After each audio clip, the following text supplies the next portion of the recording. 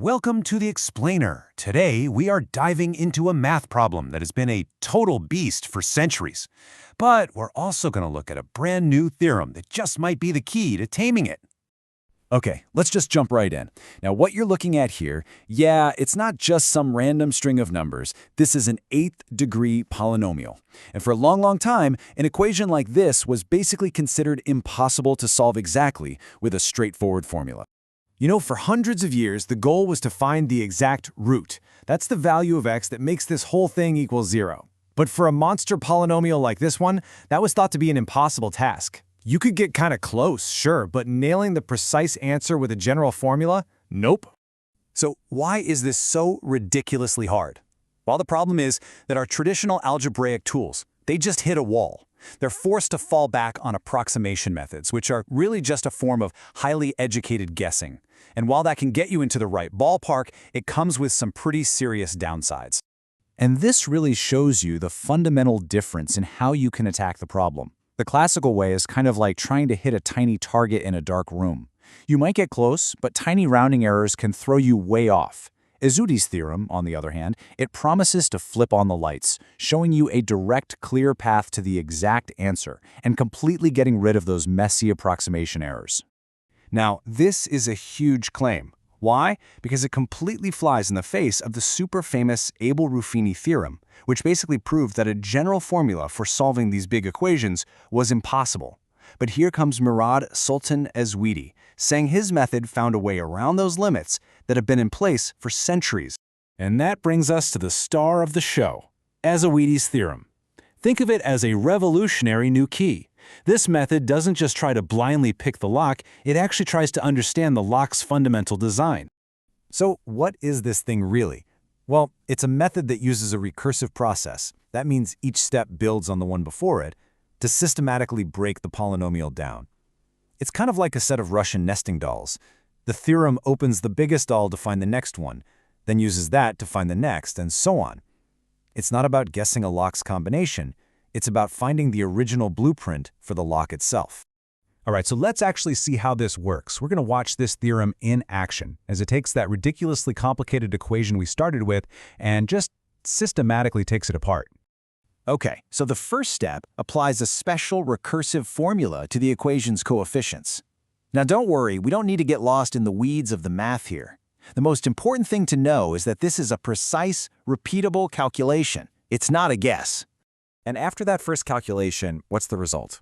It's a nice, clean, simple 0. And spoiler alert, this is going to become a pattern. So we keep the process going. The same formula gets applied again, just for the next level of complexity inside the equation. And what happens? Bam! Once again, it all works out perfectly to 0. It's like the theorem is finding this hidden balance point inside the equation structure.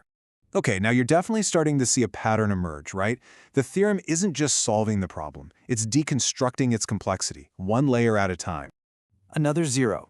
It feels like the theorem is homing in on the natural sweet spot in the equation at every single stage. Each step just confirms it.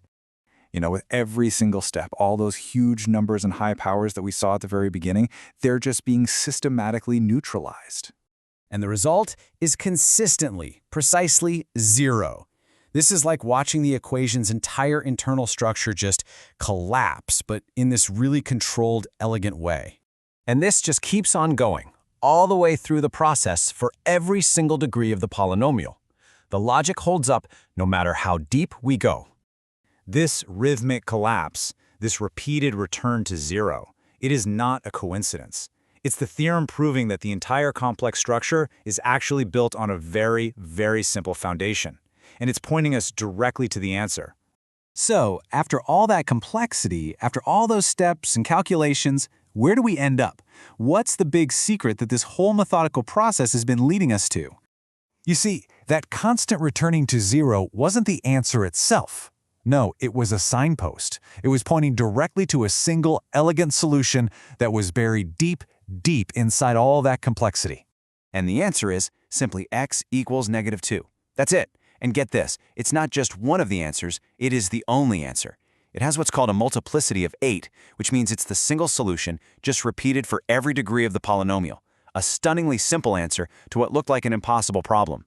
And this just brilliantly shows the power of a new perspective. I mean, finding an answer is one thing, but what this theorem suggests is a totally different way of even thinking about these kinds of problems. So here's the crucial point. This theorem just reframes the entire approach. Where classical algebra might see a root that repeats 8 times as kind of a boring, trivial case, Ezouidi's theorem sees it as a deep structural feature it can actually rebuild. When the equations get bigger, classical methods get way more complicated. This method doesn't care. It just handles it. It doesn't even need the old tools, and it fully supports all those tricky edge cases. And that leaves us with a really fascinating thought. This is about way more than just one equation. It's about the incredible power of finding a new perspective. It just makes you wonder what other challenges that we all think are unsolvable are really just waiting for someone to come along and find a brand new way of looking at them.